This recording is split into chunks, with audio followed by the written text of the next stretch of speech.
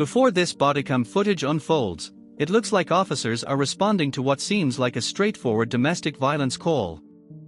But within minutes, they'll hear two completely different versions of the same incident. One person claims they were attacked by an intoxicated partner, while the other insists they were violently thrown into a wall. As officers separate both individuals and begin comparing their stories, small details start revealing a much bigger picture. Watch closely, because in cases like this, the truth isn't always determined by who speaks first, it's determined by the evidence, the injuries, and the inconsistencies that officers uncover along the way.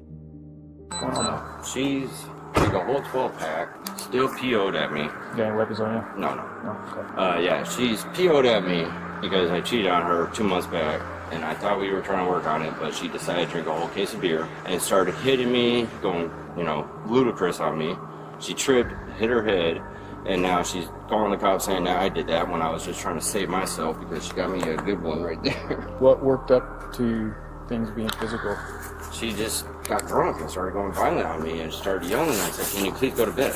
She didn't care to. She just wanted to come and attack me while I was laying in bed, watching a movie, and she jumped on the bed and started coming up, hitting me in the head, and I got up and moved out of the way. Next thing you know, she fell, and I was like, "Stop, just go to bed." And all she did was just go up and start coming at me some more. So I was like, all right, I'm going outside. So I go outside. She locked the door for the patio. So I was like, all right, I'll just stay out here, have a cigarette. You're locked out right now?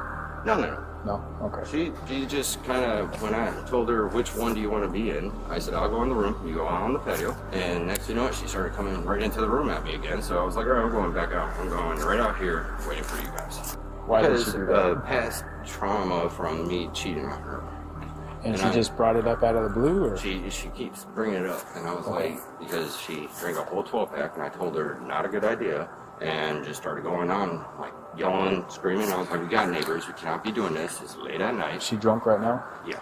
So when she came at you, what did that look like? She just kind of jumped on me and just started going, yeah, and I was just like, what the hell? Where were you at? Just in my room sleeping, trying to watch a movie and relax. You're in bed? Yeah. No, she was out on the porch smoking cigarettes and drinking beer and talking on the phone.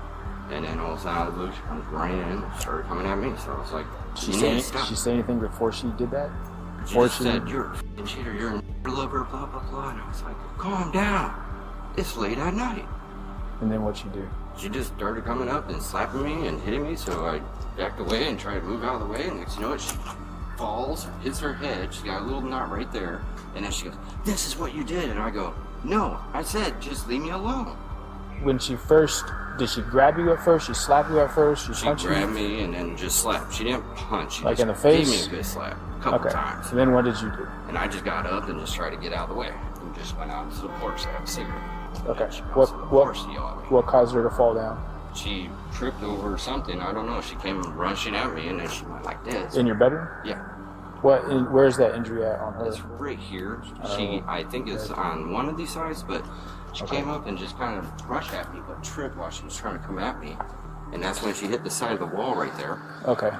And she goes, you pushed me. And I go, no, I'm just trying to back away from being attacked. Okay. So I know what to do, not to... Did you hit her at all in self-defense, or...? I just came up and do this. I try to push her out of my way. Push, so I'm not getting hit. It seems like you have a scratch right there by your nipple. Oh yeah. Yeah, I didn't want any of this. I was just trying to relax and watch my horror movie. And well, I'm gonna go talk with her, my partner and I. Okay. Hello, sir. Hi, are you Sierra? Yes, sir. Hey, can I chat with you real quick? Yes, sir. What's going on? Damien's being physically violent. I'm gonna come over here with you. So, okay, I just want to know what's going on. Okay. He's being physically violent. Okay. So what does that mean? How did this start? We've had a lot of stuff going on over the last few months. A lot of distrust, a lot of dishonesty, cheating. It's escalated. You guys have a lot of fun. It ended up with us. And I got thrown against the wall. And I said, I'm done. So where did this argument start? This morning we started off, I just mean from, the reason why we're here, right? The reason why we're here is because I got thrown up against the corner of a wall. I have a half an Easter egg on my head. I've already been through enough domestic violence where I'm not going to tolerate it. Well, paint a picture for me on what that looked like. When did the arguing turn into physical? Our bed getting stripped. Your bed? to the bed. The So you sheets, he was ripping the sheets off the bed. okay? He tried to put them back together before y'all got here, and I said no. Were you in bed or We were both in our room. you were both in your room? And then I got up out of bed, escalated. I ended up, there's a corner in our room. You said- I got knocked up against the wall. What does it mean when you say escalated? Like what happened next? Or it got violent. He said, I'm not going to take this from you. So who And he threw me against the wall. I mean, that's as quick as it went. where were you when that happened? So our bed faces this way, head towards the back that way. And I hit the corner, and I said, I'm done. I said, So you caused he a approached you. Yes. He came around the bed, got in my face, threw me. So you went up to him. No. He got up. I You was were already- blocking him? He came around to me. Okay. He came. We can go into the bedroom. I can show you. Sure. Yeah. That works. Yeah. Paint a picture for me. Yes. I'll show you exactly how I hit the wall. And Yeah. when this happened, that's when I was like, you know what, I'm done. Okay. I'm not going to go through this. At this point, investigators have heard both sides, but the stories aren't matching up. The man insists he acted only to protect himself from an intoxicated partner, while the woman maintains she was the victim of an unprovoked assault. This is exactly why officers separate everyone involved during domestic violence investigations. It helps prevent either person from influencing the other's account and allows investigators to compare each statement against the physical evidence. Small contradictions, visible injuries, and the sequence of events often become more important than emotional accusations. Based on everything you've heard so far, who do you think is being more truthful? Let us know your thoughts before the officers make their final decision. Do you have any weapons in the house? Any weapons in the house? No. This is where he pushed me. I hit this corner of the wall. Were you blocking the doorway or something? Or was it? No, we did, sir, because I came from here. What about the marks that he has on his arm? I don't know where this mark on his arm came from. He's been fussing with this mark on his arm since yesterday. And that's where he's like, I'm gonna get you. I said, I didn't do anything to you. He's saying that you walked over to him to confront him and grabbed his arm, and that's where that mark came from. I only came on this side of the bed. I've never gone And this he was side on of the that side of the bed? He was on that side of the room, sir. So did he get up and Absolutely approach came on you? this side of the room. I was on this side of the Now room. when he pushed you, did he push you out of the way to leave? He pushed me back. He did not push me out of the way to leave. No. So he pushed you because He he came wanted at to. me aggressively, 100%. What happened once he did that? I pushed back again. Did he walk away? He did. He actually got his car keys. Okay. He went outside. He had half a cigarette, and then he got his car keys. I called my friend Gary, who is out the end of the. Did he fucking- come back Sorry, at all? excuse my Did he language. come back in here at all? No, he didn't. He grabbed his car keys and he left out of here. So other Because I than told him, I that, said, I'm calling the cops. I said, I'm not going to tolerate this. other I than said, that I've one been in push, trouble too many times. I said, understand. So other than his push, he didn't hit you, slap you, push you any other way. Just the Oh, one. he's hit me.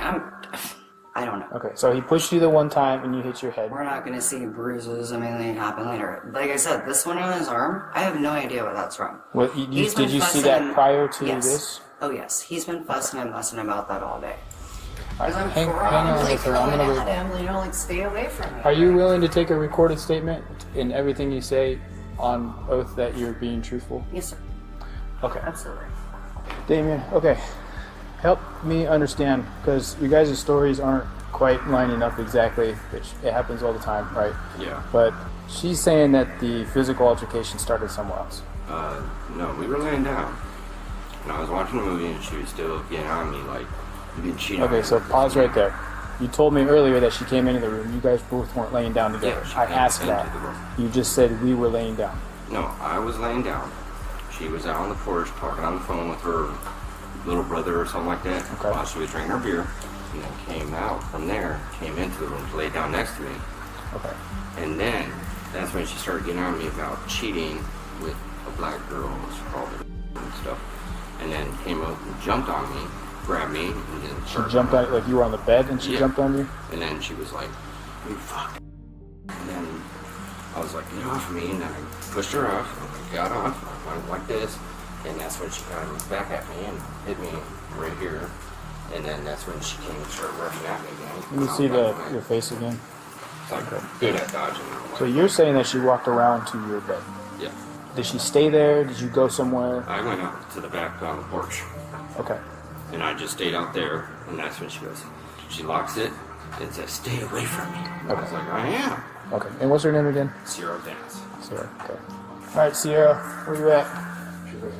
We're gonna put you in custody, okay? Please. Why? Well, I've heard both of your guys' stories, okay? And it's my job to determine, at this point, who the primary aggressor is, okay? And you got it? Yep. You're gonna be going to jail tonight, okay? Why? Because I heard what you had to say, and I heard what he had to say.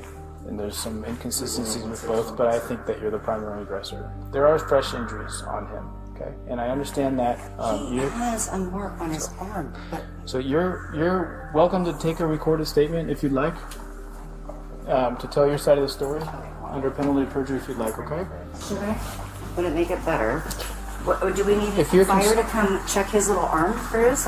Who knows if he got from work? Well, we'll ask him to. I mean, like, let's really think about this. Nope. Keep going. My friend is down here waiting. Who can contest to this? What's This that? Okay. this is absurd. Do you want your phone? No, he's afraid it's gonna shut it off. Trust me. Would you like us to take it for you? You can take it with you. Come on.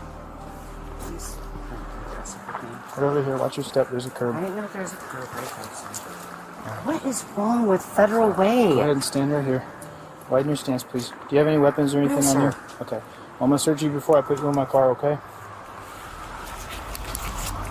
Do you have anything under No, this? sir. I meant like a t-shirt. Well, I have a tank top on. Okay. This is embarrassing. I'm in my pajamas. No pockets in your pajamas? No. Well, yes, but there's nothing in them. Okay. I'm gonna check anyway.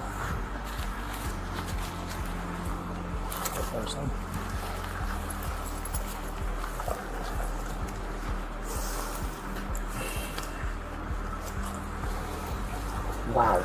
No, I am. Hold still. I am fine. Alright. Promise I'll you. mark my car for you. Yes. After listening to both statements, examining the injuries, and comparing each version of events, the officers ultimately determined who they believed was the primary aggressor under the law. Domestic violence investigations are rarely simple because officers must make critical decisions based on witness statements, physical evidence, and the totality of the circumstances, not just who called 911 first. Every detail matters, and even small inconsistencies can significantly influence the outcome of an arrest.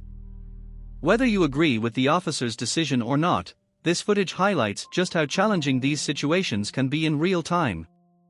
If you found this bodycam breakdown informative, don't forget to like the video, share your opinion in the comments, and subscribe for more real-life police bodycam breakdowns and in-depth incident analysis.